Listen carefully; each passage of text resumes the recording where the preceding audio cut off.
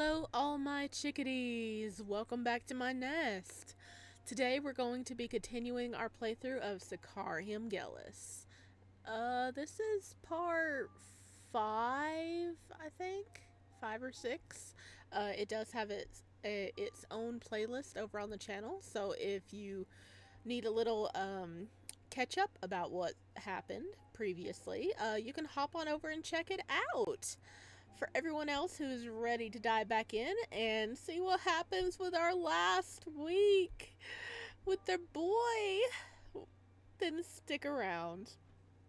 We left off with getting into the last couple of days before the potion that he was working on to cure our illness is going to be complete. So I think we are right there at an ending. We are almost there.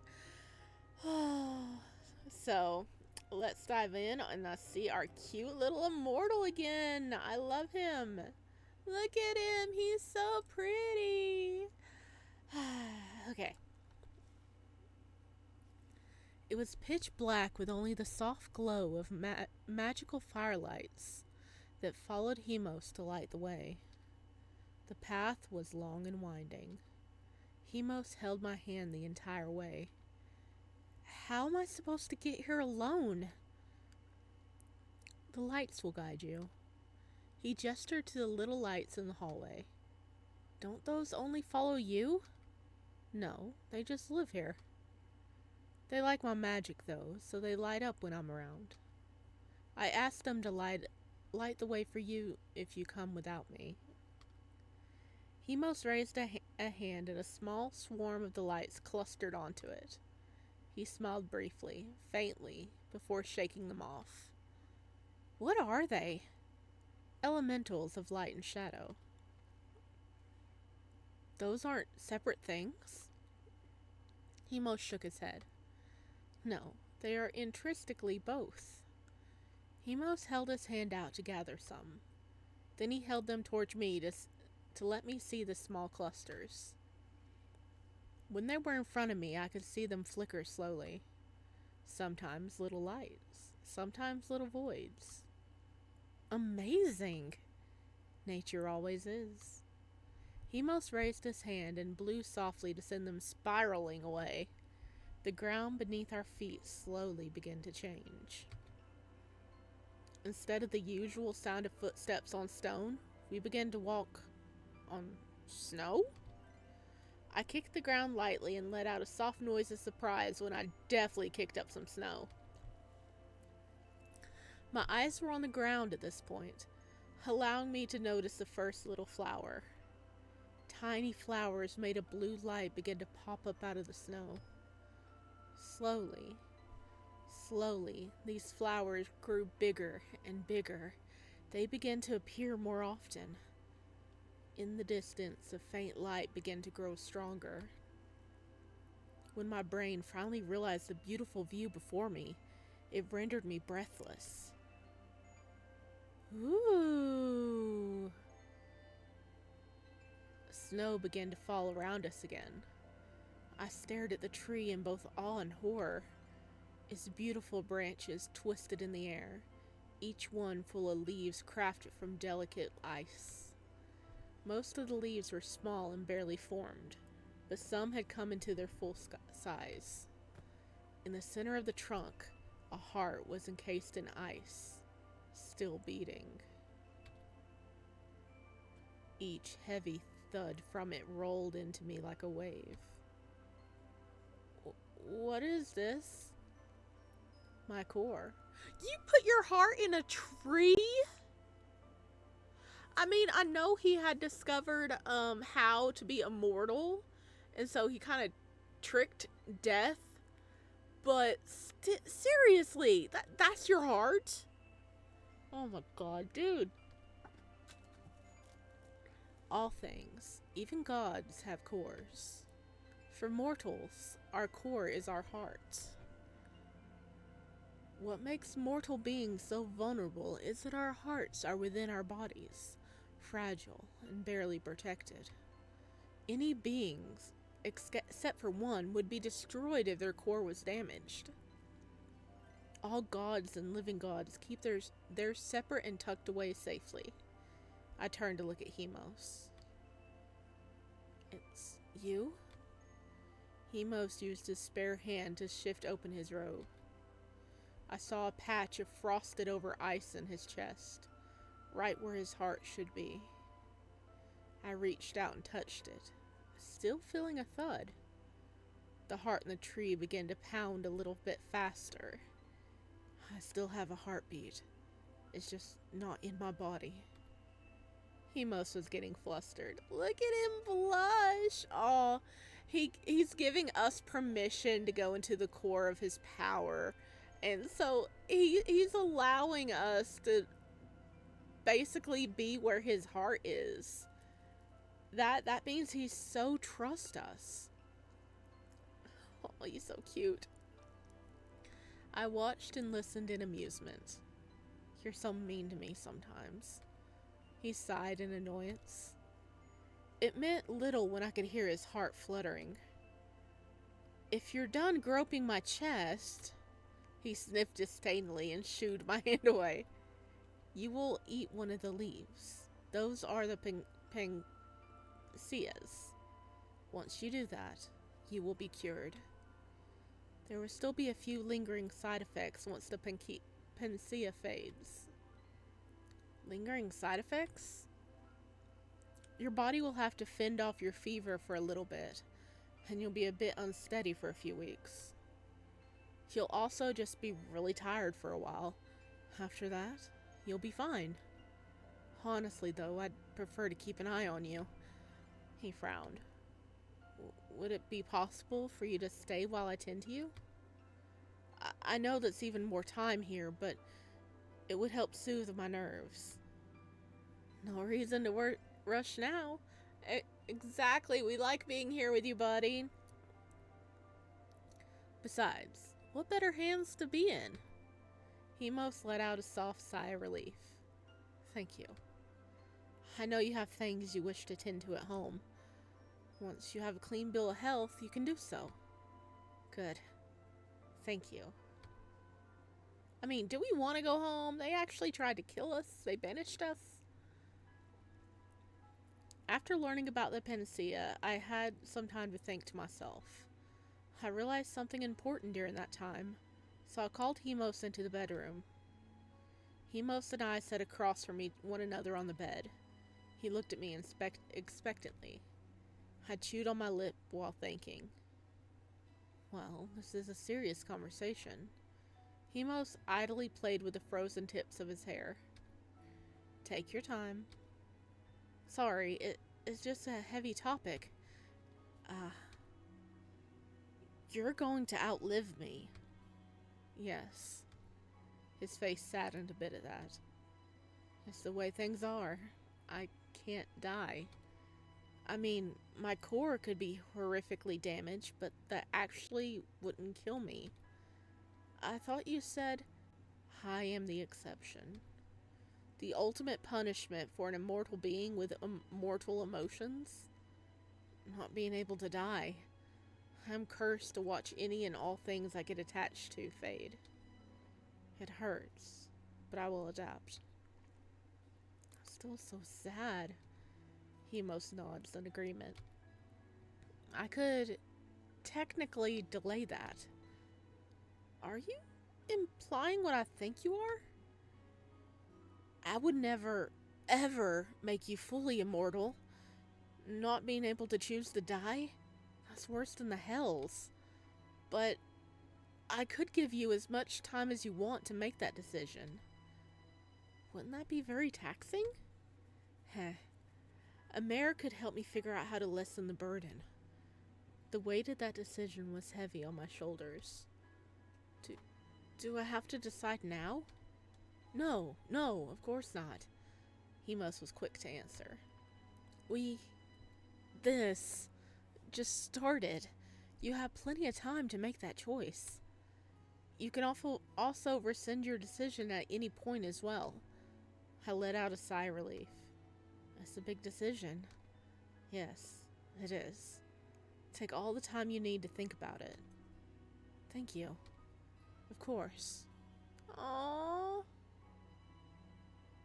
Cause we're flirting with him and we really like being around him and everything. And he has said he cares about us a lot too. But he would be willing to extend our life so he could we could be with him. Oh, with that heavy conversation out of the way, I also want to talk about how to approach my village. Right, you didn't part on the best of terms. I nodded. I'm still sad, to be honest. Heimos reached out and patted the top of my head. Understandably so. Clearden needs to face some kind of consequence for this. He can't keep getting away with these kinds of things. The others also need to apologize for listening to him. Well, there's a lot of risk in not listening. My heart twisted, causing my voice to break a little bit. That doesn't matter. They were complicit in his actions. Thus, they owe you an apology. His eyes were dark for just a few seconds. We'll get it out of them. Well, that sounded ominous. He's like, how dare? How dare they do this? Please, don't hurt anybody. Don't worry. I don't need to hurt anyone. He flexed his fingers until his joints cracked. I have other methods. What kind of consequences should this priest face for his arrogance? He most tilted his head at me. I don't know, really. The law won't be on my side since the church owns the law, and they wouldn't want to look bad. So, vengeance, not justice. Probably. He can't die. That would cause problems. We worked together then, brainstorming what needed to be done. Change would come to Frostine once I was cured. Oh, they're gonna regret ever doing that. Because, oh man, I forgot all the details, but didn't we have like a curse or something put on us? And then they banished us because of it? But it was like another person put it on us? Or something like that?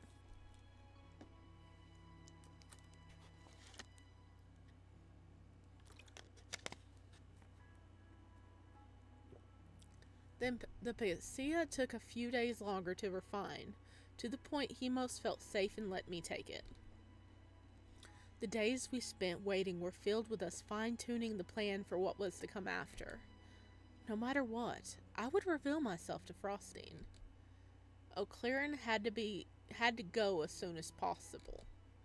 After dealing with that, I would return to the Sacrarium. The day the panacea was finished, Heimos immediately pulled me towards his heart. Why do you keep this place so dark? To confuse possible thieves, and because it'd be a waste to constantly keep it lit. Ever practical. Of course. I look up at the beautiful tree in awe. It was amazing to see how many leaves had turned perfectly white. By the way, Heimos, how is it snowing inside? Heimos grimaced. That's not a pleasant answer. Can I hear it anyway? He sighed. People have tried to attack my core. Even though it won't kill me, it would be extremely unpleasant. One of the wards on my heart flash freezes and shatters whoever tries to harm it. He gestured to the snow. The snow is... Gods. Is it dead people? I looked down at the snow. He most reluctantly nodded. Oh my god. All this snow is people? This many people have tried to kill you? More. These are just the ones who tried this method. Oh my god. Usually those preyed upon by madness and fate as a cruel prank. They take advantage of my sensitivity when they can. Other times, it's just human folly. Sometimes people would start problems on the mountain's edge to lure me away. Small armies come in. Don't come out. Heimos sighed. I'm a bit lazy when it comes to security, so people can get here with enough time.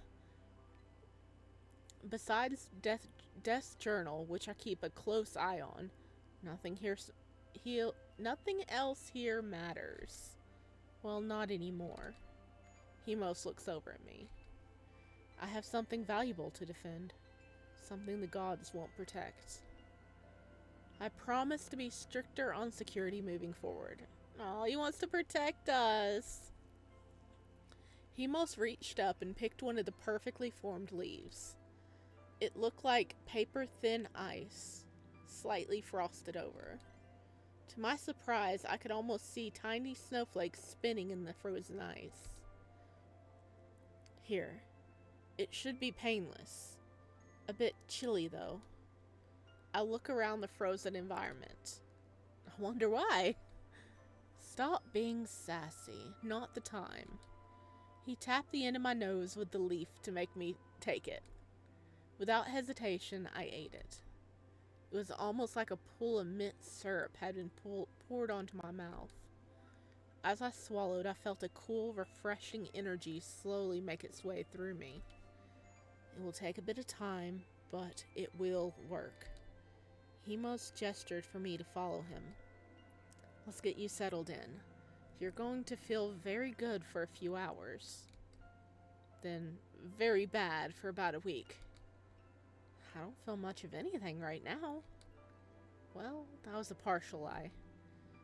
I hadn't had to take my medicine today, so I did have the beginnings of a headache. That ache was fading away. You will, I promise. Heimos, of course, was right. For a few hours after eating the panacea, I was practically bouncing off the walls. He had to very patiently corral me into one spot. The fatigue that slammed into me afterwards was like no other. I slept for 2 days straight and still woke up feeling like shit. Heimos did his best not to make it obvious he was chuckling at me, but I caught him anyway. Luckily, I had the literal best doctor in the world to see me through my recovery. Why do all my muscles feel like death? Because your body was frozen while you were beginning to cramp. Heimos had unfrozen my body once the panacea had taken effect. It was not a fun process. This is why it's usually best to freeze the body when it is healthy and at peak performance. Wait. I blinked my eyes open and looked at Heimos' inhuman hand. Weren't you frozen mid-curse? Yes. I'm in chronic pain due to the curse as well. He said it so nonchalantly I had to throw a pillow at him. To humor me, he let it hit him.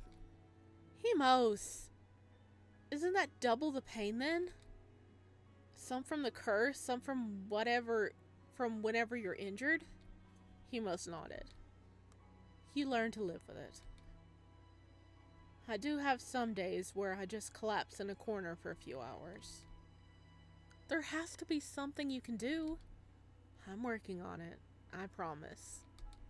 For now, I'm working on you. Give me your arm, I need to take a blood sample. Again? Yes? With a groan, I hand my arm over. It took about a week and a half to feel better. Once I did, the time for me to go deal with my problems back home. No, we have to leave you. Oh my god. When we leave, everything's gonna just be frozen in time for him. Because it's like time doesn't feel real to him unless someone is around. Like I think he said, like he doesn't like sleeping because he can literally just sleep for decades if no one's around, so he doesn't like sleeping. And so to him, it feels, I think, if I'm remembering correctly, it has been like hundreds and hundreds of years before since he became immortal, but to him, it only feels like 8 years has passed because time freezes when no one's around him, which is so sad. Our baby. Make sure not to lose grip on your staff. He fixed my hat in order to quell his nervous energy. I won't. It felt odd holding his staff in my hands. The thing practically felt alive. Well, it was alive. Heimos' heartbeat thudded within the staff. The gray wood had come from one of the gray trees. The ice had come from his core tree. I needed to remember that Heimos could be quite literal with his words. I won't be able to find you if you drop it. Yes, Heimos, I know. I'll be very, very careful. Nothing I said managed to remove the concern in his eyes. Couldn't really blame him. After all, he couldn't physically follow me back home. Yeah, he's stuck within like this big bubble. We reached the boundary of his domain, and he was forced to stop. His hand pressed against the air, unable to move it even an inch further. This is it. I stepped out into the wild weather beyond the mountain. The howling winds were a shock after my time in the Sacrarium and Mount Gelus. Oh, he's stuck in a snow globe. Oh no. The bitter cold should have hurt, but the clothing Heimos had made kept it at bay. Enchanted embroidery kept me comfortably warm at all times. Stay safe. I will. I reached back across the barrier. Heimos took my hand and pressed a soft kiss to it. I pulled our intertwined hands down and kissed the back of his hand too. He huffed. Come back in one piece. That's the plan. He squeezed my hand one more time before letting me go. I could feel Heimos watching me. Even when I made enough distance that there was no way his physical body could see me, the familiar, comforting weight of his gaze lingered on my shoulders. The ravens came with me too. It'd be quite the sight when I got home. The walk back was faster than the walk to the mountain. Part of it was Heimos' influence making the journey easier. Part of it was my better health. The only reason I wasn't being carried back by an elemental was because of the theatrics Heimos needed to do later. He didn't want to overexert himself, so I told him I'd just walk. The journey was almost soothing in a way. The rhythmic fall of my footsteps and the staff helped me clear my mind. That calm broke a bit when I saw Frostine in the distance. Home. It was right there. For a moment, my mind remembered the horrible walk away from the village. The pain, the sorrow, the discontent. Back then, I had hoped just to survive. Now, I was returning victorious, though I still had one important battle to face. We're coming home. Oh my god, they're gonna be so shocked. They probably thought we died a long time ago. I stepped up to the edge of the village and felt a wave of nostalgia roll over me. Halt! Wait, Burb?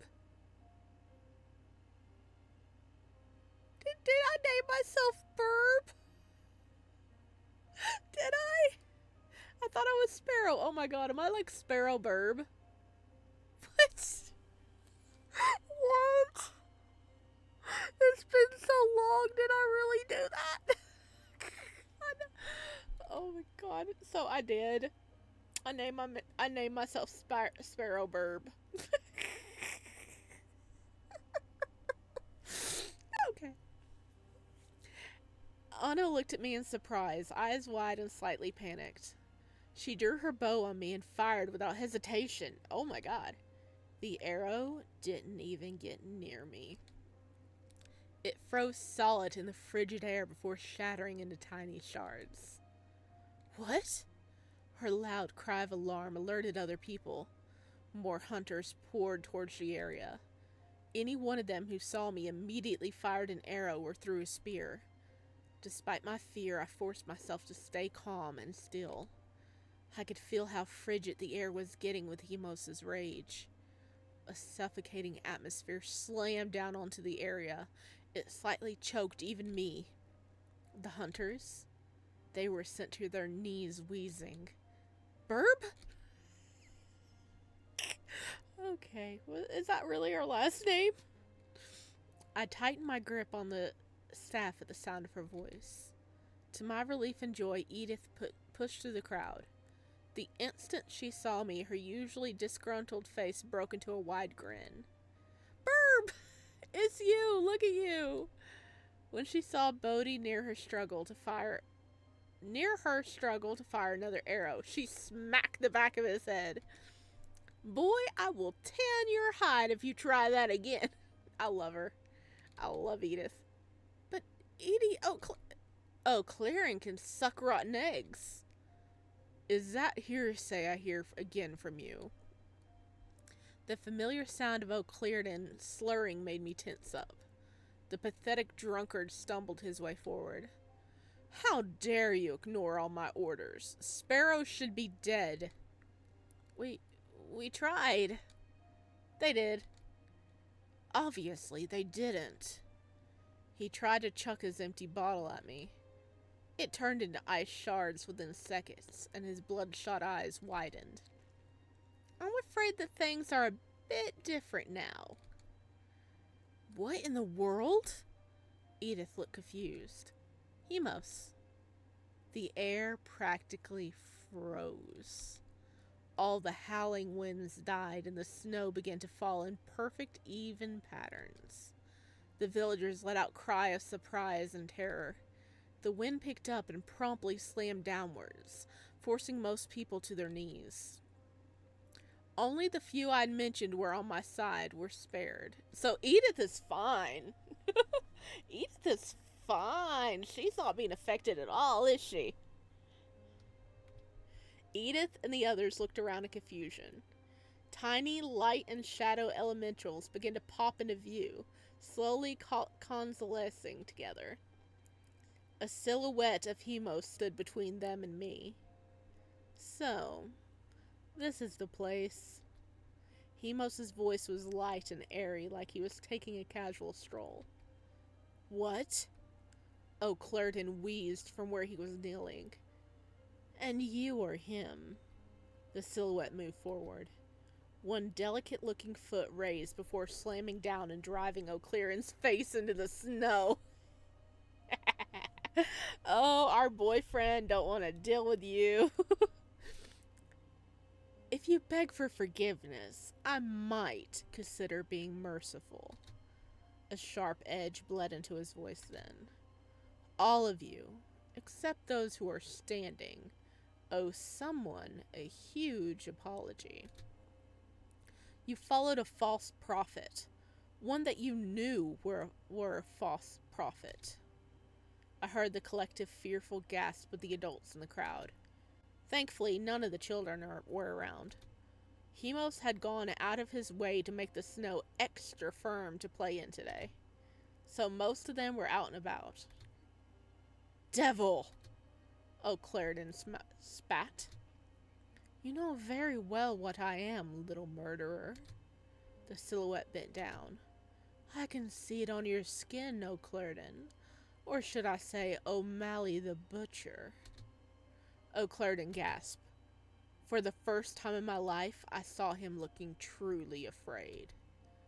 Beg, all of you, or you will all pay the price. They did just that. It helped soothe the hurt just a little bit to hear sorry. Heimos, let them go. He released them, silhouette disappearing into nothing. This is a first step of sorts. O'Malley the Butcher? So was he literally like a murderer or something? And then he came here and he's like, oh, I'm a priest. I'm a priest. And they're like, oh, okay, yeah. What the?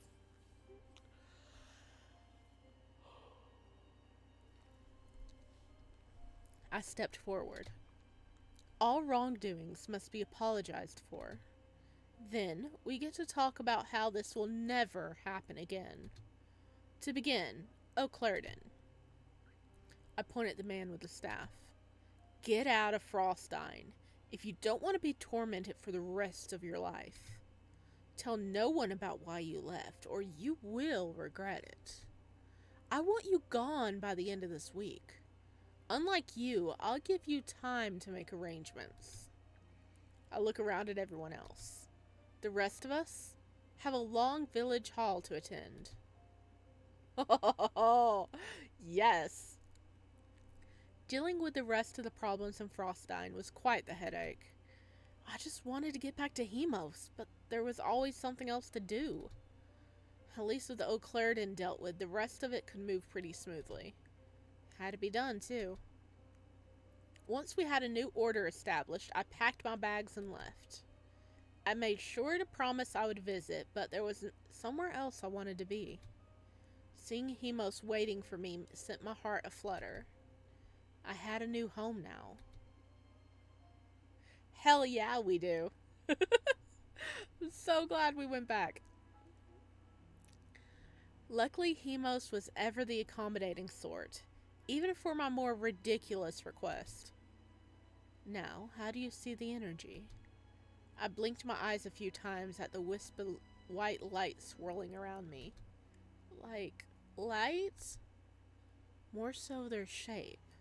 That can help you figure out what kind of mental images you need. Like firefly trails. Interesting. How do you see magic? Like cracked glass. I love his little eyebrow quirk. Should I see the same? Since I'm borrowing your abilities? You're borrowing my power supply, not my senses. Heimos raised a hand. I watched a wisp of light gather around it. What does this look like? Oh, they're turning liquid? And now? I watched the energy stop and harden, almost becoming metallic. Like metal. Ah, so you're seeing it based on its movement. That's different from you? Yes, I see it based on what kind of energy it is. I wonder if that will change as you practice. You don't know? No clue. He laughed and let the spell go. I have no idea why you want to learn magic. I have no idea why you have no idea. Magic is amazing. Well, I won't pass up the opportunity to spend more time with you. Heimos leans down to give me a cocky grin. And I do expect some kind of repayment for this. His eyes glittered in delight and mischief. Oh, really? What kind of repayment? What are you offering? Well, I let out a chuckle and leaned in. He obviously thought I was going for a kiss. Once his eyes fluttered closed, I pressed a kiss to his nose instead before scurrying away. Oh, we're a little tease! Hey, Burb! He yelled out in mock offense. Is Burb our first name or our last name? Oh my god, why did I do that? Oh, he's so cute! No! Oh no! Oh my god, look how cute he is! He is baby! He is forever baby! Oh my god! Oh, I love him! For the first time in a long time, the Sacrarium within Mount Gelus echoed with laughter. It would be a warmer place from now on. Good and 3. Love blossoms quickly. We got an ending. Oh my god. Oh, we got the good ending. Oh my god, there's like 6 or 7 endings. Oh, so we definitely need to finish it up. Um, let's see, extras. Oh, we've only gotten 3 of the artwork. Like, this one is from the very beginning of the game, where the guy, the drunkard fake priest, is trying to run us off. This is Edith. This is Edith, by the way. Um, and this is when we first met him. Look at the baby. And this is good in 3. Oh my god, he's so cute. Oh, I love this artwork. This has to be my favorite one so far. Oh, we got 3 more to unlock. And endings? A romantic end. There's 2 bad ends, a neutral end, 2 friend ends, and 2 romantic ends. So 1, 2, 3, 4, 5, 6, 7. There's 7 endings. But I'm so glad we got a romantic good ending. Oh my god, what is the other one gonna be?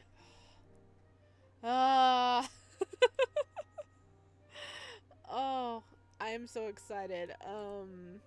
We were definitely going to be playing more in the future, so look forward to that. And also, the sibling game to this, Sacrarium Paro, which we did play the demo of, is fully released now. It is fully released. Oh my gosh. So, I definitely want to dive in and play that. We're gonna have to start over from the beginning because it's been so long. And I want to see all the little changes and differences going on. And wow, it is very, very late at night. That's why I'm a little, little delulu right now. But I hope you guys enjoyed. Please leave a like or comment down below to let me know what you think about our glorious little baby helping us get revenge. And I will see you next time. Bye!